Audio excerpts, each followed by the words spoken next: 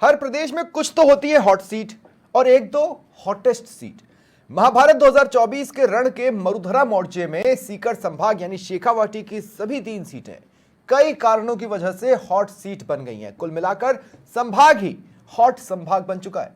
नमस्कार, वक्त है प्रश्नकाल का। आपके साथ मैं हूं स्वप्निल। सीकर, चूरू, झुंझुनू बीजेपी ने यहां पूरी ताकत झोंक रखी है। स्टार प्रचारक लगातार संभाग पहुंच रहे हैं। खुद CM Bhajanlal Sharma hyper active है।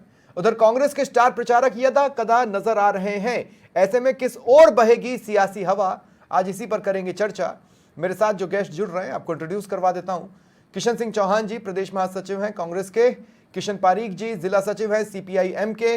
रमेश शर्मा हमारे सहयोगी संभाग प्रभारी। आप सभी का स्वागत है समाचार प्लस पर। रमेश, आपसे शुरुआत कर रहा हूं।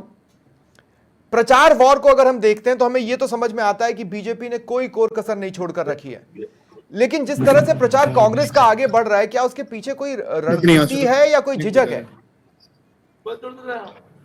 देखिए स्वप्न भाई, ये बात बिल्कुल सत्य है कि भाजपा ने अपनी पूरी ताकत सीकर संभाग पे लगा रखी है। अभी 5 तारीख को प्रधानमंत्री नरेंद्र मोदी थे, वो चूरू में उन्होंने बड़ी आम सभा की। उनका टारगेट था कि सीकर से भी लोग गए थे। तो इसी के साथ अमित शाह का रोड शो भी हुआ है सीकर में, और भजनलाल जो कि फिर लक्ष्मणगढ़ में सभा है, अब सुन रहे कि भाई 10 तारीख को फिर फतेहपुर आ रहे। तो कहने का मतलब है कि भाजपा ने इन तीनों सीकर की जो है संभाग की, चूरू, सीकर और झुंझुनू, तीनों पे अपनी पूरी ताकत लगा रखी है। लेकिन अगर यही बात अगर कांग्रेस के हमले को लेकर के करें तो कांग्रेस ने ये सीट गठबंधन में माकपा को दी, सीपीएम को दे दी।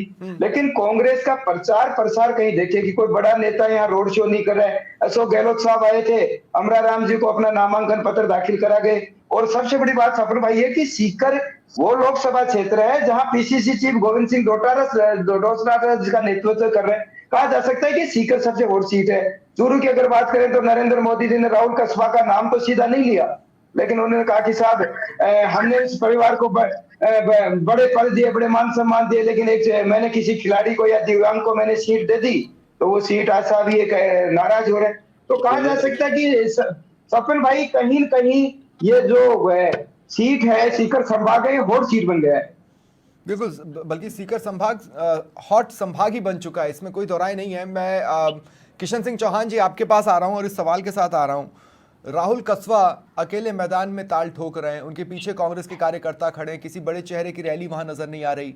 अगर मैं बात करूं अमरा राम की, तो नामांकन सभा में तो अशोक गहलोत और वृंदा करात साथ में दिखाई दिए, लेकिन उसके बाद ज्यादा से ज्यादा एक बार सचिन पायलट नजर आए हैं, लेकिन कोई स्टार प्रचारकों का दौरा चल रहा हो वो नजर नहीं आ रहा। तो ये कांग्रेस किसी रणनीति के तहत ऐसा कर रही है या अति आत्मविश्वास में आ गई है इस संभाग में?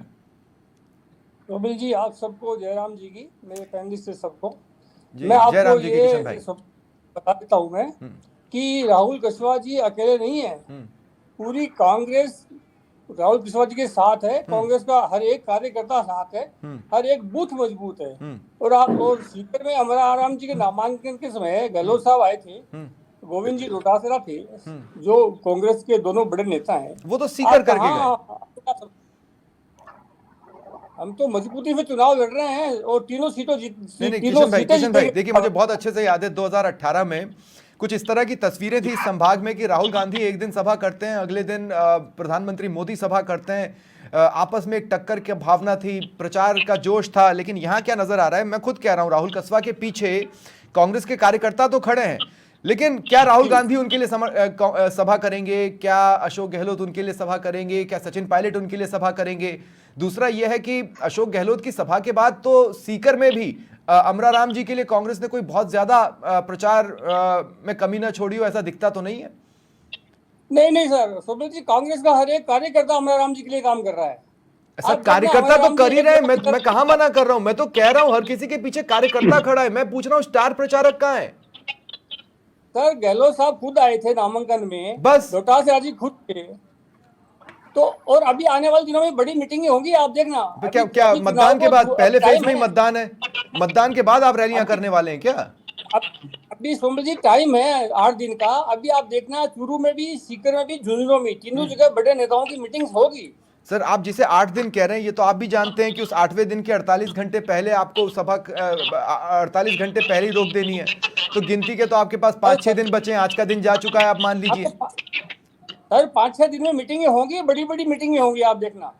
और कौन आने वाला है? अच्छा, कौन आने वाला है? मेरा दावा है बहुत बड़े अंतराल से जीतेंगे हम। ठीक है, वो अलग बात है। क्या राहुल गांधी आ रहे हैं? क्या प्रियंका गांधी आने वाली हैं? कौन आने वाला है? अभी मैं आपको बताने की स्थिति में नहीं हूँ, क्योंकि प्लान ही नहीं बना सर। सूचना आ जाए कि कौन सी मीटिंग कहाँ हो रही है। वही तो मैं कह रहा हूँ, क्योंकि प्लान ही नहीं बना सर। ठीक है, मैं एक बार फिर प्लान बन गया।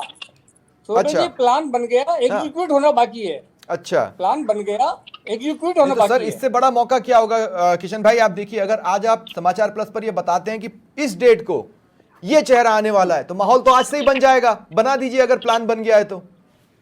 नहीं, प्लान बन गया, मैं अभी आपको नहीं बता सकता। ठीक है किशन भाई, ठीक है। किशन पारीख जी, अब मैं आपके पास आ रहा हूं। किशन पारीख जी, अशोक गहलोत और वृंदा करात ने तो साथ में खड़े होकर अमरा राम जी के लिए प्रचार किया।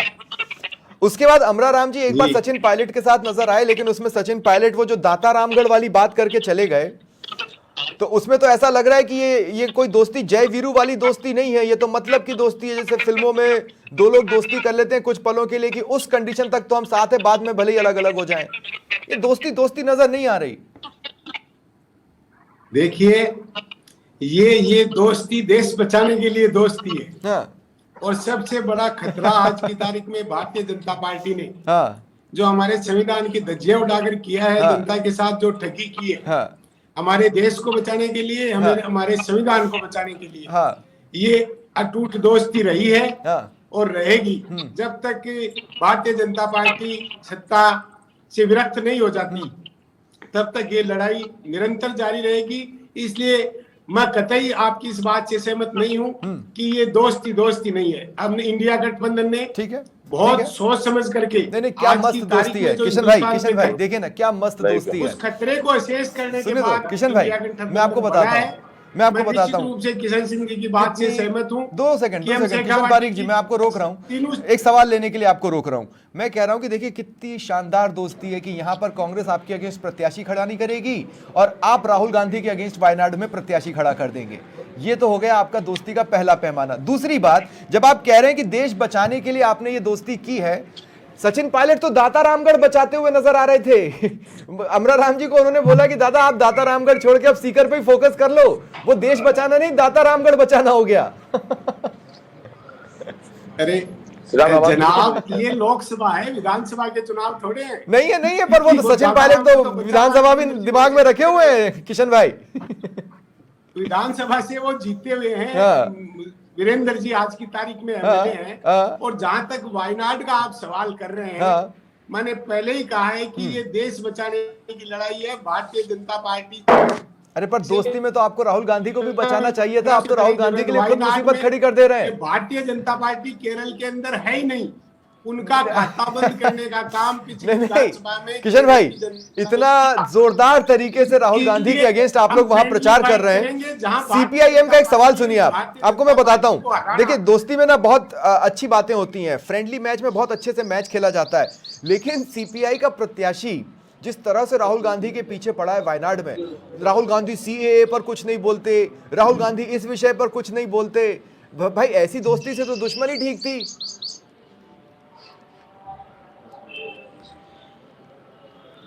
देखिए, ये सब चीज भारतीय जनता पार्टी प्रचार करते हैं। ठीक है, कांग्रेस से दोस्ती है। पहले ही मैंने आपको कह दिया, इंडिया गठबंधन भारतीय जनता पार्टी को रोकने के लिए बना है। जब भारतीय जनता पार्टी की पैदाइश ही नहीं है, खाता जो खुला भारतीय जनता पार्टी का केरल में, उस खाते को बंद करवाने का काम पिछले विधानसभा चुनाव में केरल की जनता ने कर दिया। ठीक है, केरल की जनता बहुत समझदार है। वो जवाब नहीं आया कि फिर आपने राहुल गांधी को सपोर्ट क्यों नहीं किया। इसमें वो जवाब नहीं आया है कि आपने राहुल गांधी को सपोर्ट क्यों नहीं किया। राहुल गांधी के लिए, राहुल गांधी के सपोर्ट के लिए आपने वहां पर प्रत्याशी क्यों नहीं उतारा। मेरा जवाब भी तो मेरा जवाब सुनिए। इंडिया गठबंधन की पैदाइश क्यों हुई, इंडिया गठबंधन क्यों बना? इंडिया गठबंधन इसलिए बना है कि भारतीय जनता पार्टी की जो तानाशाही, आज हमारे 2 चुने हुए मुख्यमंत्री जेलों के अंदर है, केजरीवाल जेल के अंदर है। तो आप एक ऐसी पार्टी के साथ चले गए जिन्होंने देश में इमरजेंसी लगाई थी। उस वक्त भी तो मार्क्सवादी लोग विरोध कर रहे थे। आप एक ऐसी पार्टी के साथ चले गए जिन्होंने देश में इमरजेंसी लगाई। मार्क्सवाद ने लगातार कांग्रेस का विरोध किया और आज वो कांग्रेस के साथ खड़ी है। आज की तारीख में सबसे बड़ा खतरा भारतीय जनता पार्टी है। ठीक है, न वो संविधान को मानती है, न प्रजातंत्र। ये राम मिलाई जोड़ी नहीं है। इसलिए मैं बहुत शॉर्ट में बताता हूँ, एक होता है राम मिलाई जोड़ी, ये राम मिलाई जोड़ी नहीं है, ये मजबूरी मिलाई जोड़ी है, ये मजबूरी मिलाई दोस्ती है। लेकिन सियासत में वो भी रंग दिखा सकती है। ये नहीं, सियासत में वो रंग दिखा सकती है। किशन भाई, मैं आपकी इस बात से पूरी तरह सहमत हूं कि सीपीआई और कांग्रेस का गठजोड़ सीकर में कुछ ना कुछ रंग तो दिखा सकता है, इसमें कोई दो राय नहीं है। एंकर महोदय, मेरा जवाब सुनिए। देश की आजादी के अंदर भी कांग्रेस और मार्क्सवादी कम्युनिस्ट पार्टी के लोग एक साथ मिलकर लड़े थे जब अंग्रेजों से गुलामी से मुक्त होना था। आज फिर वही गुलामी का दौर दोबारा हमारे देश के अंदर हुआ है, तो निश्चित रूप से इस गुलामी के दौर से बचने की जहां तक मुझे याद पड़ता है 70 के दशक की एक बड़ी घटना को भी मार्क्सवादी देश को गुलामी के दौर में धकेलने वाला समझा करते थे, जहां तक मुझे याद पड़ता है। नहीं ठीक है, मैं आगे भी आपके पास आऊंगा। रमेश भाई, एक बार फिर मैं आपके पास आ रहा हूं। रमेश देखिए, बीजेपी, देखिए मैं स्पोर्ट्स में था, पहले दूसरे राउंड के लिए मुझे कभी भी किसी भी टूर्नामेंट में बहुत ज्यादा पसीना नहीं बहाना पड़ा। लेकिन जब मैं pre quarter, quarter, semifinal, final में पहुंचता था तो मुझे अपने वार्म अप भी बढ़ाना पड़ता था, मुझे अपनी प्रैक्टिस भी बढ़ानी पड़ती थी, अपनी एक्सरसाइज भी बढ़ानी पड़ती थी। बीजेपी वो सब कुछ कर रही है, मतलब वो इसे फाइनल मानकर चल रही है। जाहिर तौर पर लोकसभा का चुनाव है, आपको फाइनल मानकर खेलना पड़ता है। लेकिन जो ये आप एक्स्ट्रा जोर लगा रहे हैं, वहां पर ये सवाल बनता है कि ठीक है, आप इसे नजरअंदाज नहीं करना चाहते, लेकिन एक्स्ट्रा जोर लगाना ये भी तो बताता है कि आप एक बार फिर अपनी जमीन को तलाशना चाहते हैं। अगर मैं किसान के दृष्टिकोण से देखूं तो आपको खेती शुरुआत से फिर से करनी है। देखिए सौरभ भाई, निश्चित रूप से जिस तरीके से भाजपा अब लगातार प्रचार कर रही है, जिस तरीके से एक स्टार प्रचारक की भूमिका में है और लगातार कार्यक्रम दौरे, सबसे बड़ा जो संभाग हमारा है वो कहा जा सकता है कि अब हॉट संभाग बन गया है। क्योंकि सीकर की तीनों सीटें ही, चाहे वो राम सिंह कसवा को ले लो, उन्होंने भाजपा छोड़ के कांग्रेस का दामन थाम लिया हो, इधर देवेंद्र झाझड़िया का मामला देख लो, इधर बजेंद्र ओला जो झुंझुनू में है, जो सूरवीर और किसानों की धरती झुंझुनू जिसको माना जाता है, और झुंझुनू की धरती से एक बार फिर ओला परिवार और मोदी फैक्टर अब क्या काम करेगा कि ओला परिवार भी अपने आप में बड़ी राजनीतिक कद्दावर नेता है। ओला परिवार लंबे समय से राजनीति करता रहे। तो झुंझुनू की बात करें तो झुंझुनू में भी यही हालात है। तो निश्चित रूप से कहा जा सकता है कि अब ये सीकर संभाग है वो वोट संभाग में स्वप्निल भाई बन गया और भाजपा यहाँ एक्स्ट्रा काम कर रही है, वो कोई भी रिस्क नहीं ले रही। लेकिन जिस तरीके से कांग्रेस का प्रचार प्रसार देख रहे तो वो अभी धीमा नजर आ रहा है। इतना बड़ा रोड शो होना या इतने बड़े नेताओं का अभी आना यहाँ इस संभाग में कहीं भी दिखाई नहीं दे रहा, जाहिर तौर पर। और किशन सिंह चौहान जी, मेरा फिर आपसे सवाल है, आप लोगों को बीजेपी से शिकायत रहती है कि वो नैरेटिव सेट कर देते हैं। वो नैरेटिव सेट इसलिए कर लेते हैं क्योंकि वो लगातार एक्शन में रहते हैं, वो लगातार जनसभाएं करते हैं, वो लगातार रोड शो निकालते हैं और वो जो चाहते हैं वैसा नैरेटिव बना लेते हैं। अगर कांग्रेस को चाहिए कि वो अपना नैरेटिव बनाए तो उन्हें मैदान पर उनसे ज्यादा एक्टिव होना पड़ेगा, जो कि कांग्रेस दिख नहीं रही है। अब मैं आपको इसका एक उदाहरण देता हूं। प्रधानमंत्री नरेंद्र मोदी आकर ये बोलकर जाते हैं चूरू में कि एक दिव्यांग व्यक्ति को हमने टिकट दे दी तो उसको एक शख्स पचा नहीं पाया, है ना। अरे भाई, तो इस नैरेटिव को काटने के लिए आपके किसी बड़े लीडर को तो जाकर वहां कुछ बोलना पड़ेगा ना। राहुल कसवा तो बोल ही रहे उन्हें जो बोलना है, लेकिन आपके भी तो किसी बड़े लीडर को बोलना पड़ेगा। आप नैरेटिव की फाइट में कहीं है ही नहीं। सर, आपको ये लग रहा है, आप सीकर में अमित शाह ने जो रोड शो किया था वो नैरेटिव था क्या? ऐसा रोड शो तो यहाँ पे छोटे मोटे लोग नेता करते हैं। जो show road show Amit Shah ने किया था, तो ऐसा नैरेटिव हमें नहीं चाहिए। दूसरी बात, राहुल कसवा तो किसान का बेटा है। देवेंद्र झाझड़िया जी ओलंपियन है, मान लिया। उनको तो घसीट के लाए राजनीति में। राहुल कसवा जी का रिप्लेसमेंट जो लाए है ना, वो लाए, ये क्या बात हुई? इसका जवाब तो बीजेपी के लाए थे, वो क्या था? उर्मिला मातोंडकर ने समाज सेवा के नाम पे क्या किया था? आपने भी तो उन्हें अपना टिकट दिया था। खेलने वाला बंदा कहाँ पॉलिटिक्स में लेके आए उसको? इसका जवाब तो किशन भाई बीजेपी में बैठे शर्मन जी को देंगे। नहीं, मैं उनके पास जाऊंगा। दरअसल अब वो मेरे साथ जुड़े हैं और अब हमारी लाइन क्लियर हुई है। लेकिन उससे पहले किशन सिंह चौहान जी, एक सवाल और मैं आपसे ले रहा हूं। किशन सिंह चौहान जी मेरी बात सुनिए। दो सेकंड। किशन सिंह चौहान जी मेरी बात सुनिए। आपने जयपुर में एक बहुत बड़ी रैली की, कांग्रेस ने सुनिए ना किशन भाई, एक सवाल ले रहा हूं मैं आपसे। आप ये कह रहे हैं ना कि आपका छोटा सा नेता, अरे किशन भाई 2 मिनट सुनिए ना, 2 मिनट सुनिए। मैं कह रहा हूं, आप ये कह रहे हैं कि आपका छोटा सा नेता अमित शाह के रोड शो से ज्यादा अच्छा रोड शो कर सकता है। जयपुर में आप लोगों ने जब रीलॉन्च किया अपना घोषणा पत्र, वहां पर भीड़ कम थी, ये देखकर अब आपने टारगेट तय किए हैं। आपके बड़े बड़े लीडर्स मिलकर एक सभा को उतना सफल नहीं बना पाए जितना कांग्रेस चाहती थी। आप कह रहे हैं छोटा सा कार्यकर्ता अमित शाह से बेहतर रोड शो कर देता। वो तो शॉर्ट नोटिस की बात थी सर, शॉर्ट नोटिस पे मीटिंग थी वो। हाँ ठीक है, बहुत शॉर्ट नोटिस ठीक है, थी वो। ठीक है। श्रवण चौधरी जी, स्वागत है आपका समाचार प्लस में, बीजेपी की ओर से मेरे साथ जुड़ रहे हैं। श्रवण जी, मेरा क्या आपका कहीं आत्मविश्वास डिगा हुआ है जो इतना ज्यादा प्रचार पर जोर लगा रहे हैं आप? मतलब एक होता है ना 100%, आप यहाँ पर 150% लगा रहे हैं। 150% लगाने की नौबत तो तभी आती है। नहीं, ऐसा नहीं है। प्रचार प्रसार नहीं है, लोगों तक अपनी बात पहुंचना बहुत जरूरी है। और दूसरी बात यह कि प्रचार प्रसार नहीं है, ये सौभाग्य होता है हम सब आम कार्यकर्ताओं का। इन चुनावों के बहाने हमें बड़े नेताओं को देखने का मौका मिल जाता है। हमारे अमित शाह जी, हमारे नहीं, तो ये बड़े नेता आप लोगों से इतना दूर हैं कि सिर्फ चुनावों के दौरान ही आप मिल पाते हैं। मेरा मतलब है मिलने की बात नहीं कर रहा मैं, आम कार्यकर्ता काम में बैठा वो उनसे नहीं मिल सकता, तो उनको देखने का, उनकी सभाओं को अटेंड करने का, उनके विचार सुनने का, ये सब बातें टीवी के माध्यम सुन सकते हैं, लेकिन स्टेज पे लाइव। बीजेपी इतनी बड़ी पार्टी, इतना पैसा बीजेपी के पास, आसपास कहीं भी हो कार्यकर्ता वहां जाकर भी उन्हें सुन सकता है। मैं कह रहा हूं अमित शाह आए, मोदी आए, सुनने में आ रहा है नड्डा भी आएंगे, सीएम भजनलाल शर्मा 2-3 बार आ चुके हैं, 2-3 बार और आएंगे। इतना जोर लगाना कुछ तो इशारा कर रहा है। अरे भजनलाल जी तो आप जानते हो एक पार्टी के बिल्कुल एक वो कार्यकर्ता, भाई साहब ये बीजेपी है, एक आम कार्यकर्ता। मैं पूछ रहा हूं कि इतना ज्यादा क्यों? ज्यादा नहीं, आपको ज्यादा लग रहा है, ज्यादा का हमारे पास इतने सक्षम नेता हैं। अब किसी पार्टी नेता ही सक्षम नहीं हो तो क्या करेंगे? अभी मेरे बहुत अजीज मित्र हैं चौहान साहब ने कहा कि रोड शो छोटे मोटे हमारे नेता भी कर लेते हैं। रोड शो भाई बहुत अच्छा था, आपके घर के साथ निकला था, वही था मैं। आप तो क्या अखबार से पढ़ा होगा, और हम रोड शो में थे, बहुत अच्छा रोड शो देखा है मैंने। वो रोड शो देखा है मैंने। अपडेट करो उसको, उसका अपडेट मैंने देखा वो रोड शो। अच्छा हाँ, तो अच्छा नहीं लगा क्या किशन भाई आपको? अच्छा नहीं 2 सेकंड, अगर किशन सिंह चौहान जी आपने वो रोड शो देखा तो आपको अच्छा नहीं लगा? नहीं अच्छा नहीं, भीड़ ही नहीं थी। हाँ, ये श्रवण जी भी जानते हैं। तो किशन सिंह चौहान जी, आप किशन सिंह चौहान के तौर पर देख रहे थे उस रोड शो को, या प्रदेश महासचिव के तौर पर देख रहे थे आप उस रोड शो को? सर मैं सीकर का रहने वाला हूँ, और इसलिए मैं सीकर का था, तो मेरी उत्सुकता थी कि अमित शाह बहुत बड़े नेता है ना, तो देख लेते इनका रोड शो भी कैसा है। ठीक है, वो रोड शो तो फ्लॉप शो था। ठीक है, वो रोड शो नहीं था। लेकिन हाँ श्रवण चौधरी जी, मेरा सवाल जो बीच में रह गया, श्रवण जी मेरा जो सवाल रह गया, श्रवण जी 2 मिनट मेरा सवाल ले लें।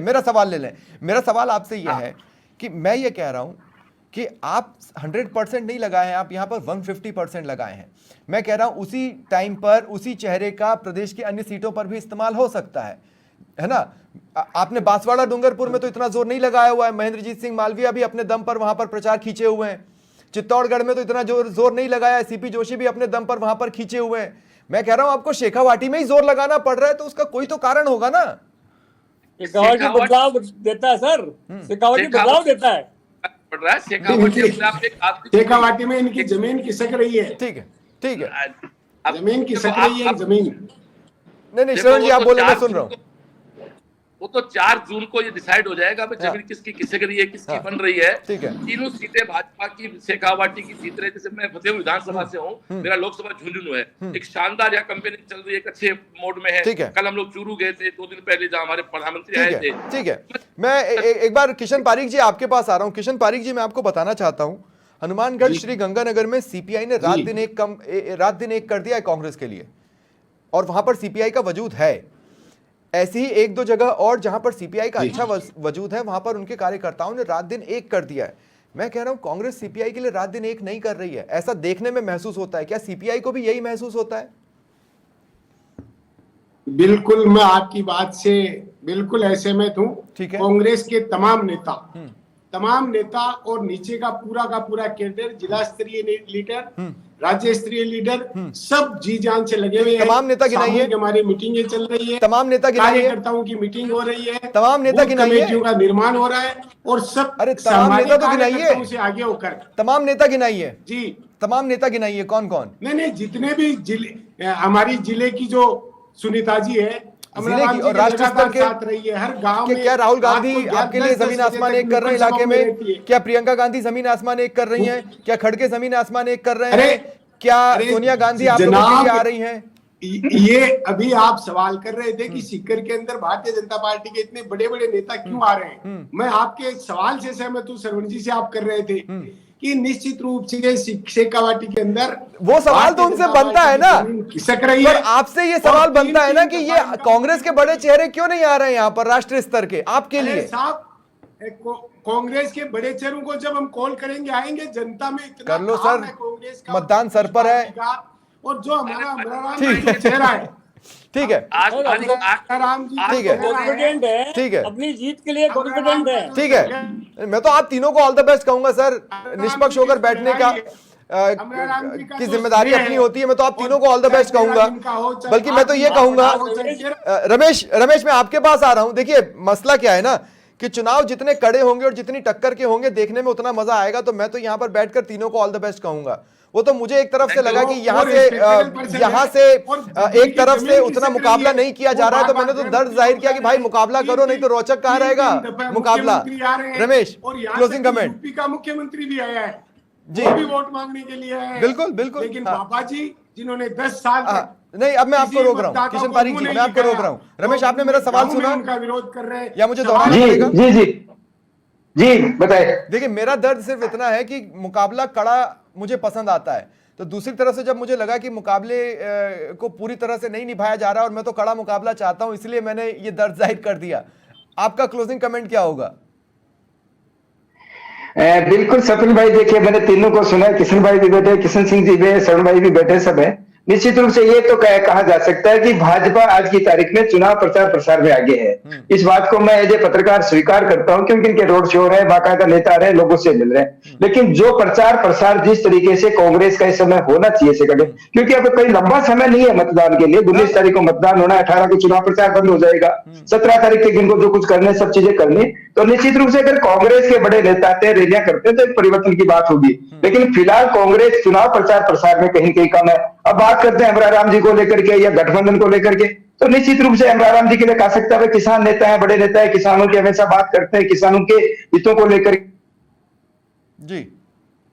इनका गठबंधन हुआ है कांग्रेस और सीपीएम का, तो देखने आगे क्या होगा। लेकिन फिलहाल अगर बात करें संभाग की, तो तीनों ही सीटों पर भाजपा ने अपना परचम जो है चुनावी, जिसको रणनीति कहते हैं, वो अपनी रणनीति के तहत काम कर रहे हैं। प्रधानमंत्री की सभा हो गई, कुछ दिनों बाद झुंझुनू में भी बड़ी सभा होगी, और फतेहपुर में 10 तारीख को कहने के साथ सीएम साहब फिर आ रहे हैं। तो भाजपा चुनाव प्रचार में आगे है। ठीक है। हाँ, जहां तक देखिए इस मुकाबले में जहां तक प्रचार के वॉर की हम बात करते हैं, तो उसमें बीजेपी आगे नजर आती है, लेकिन सिर्फ प्रचार ही सब कुछ नहीं होता, नतीजे किसी भी तरफ जा सकते हैं। इस उम्मीद के साथ तो भाई आप दोनों को लगे रहना चाहिए। श्रवण चौधरी भी उम्मीदें बांधते हुए कि यह प्रचार रंग दिखाएगा। बहुत बहुत शुक्रिया आप सभी का मेरे साथ जुड़ने के लिए।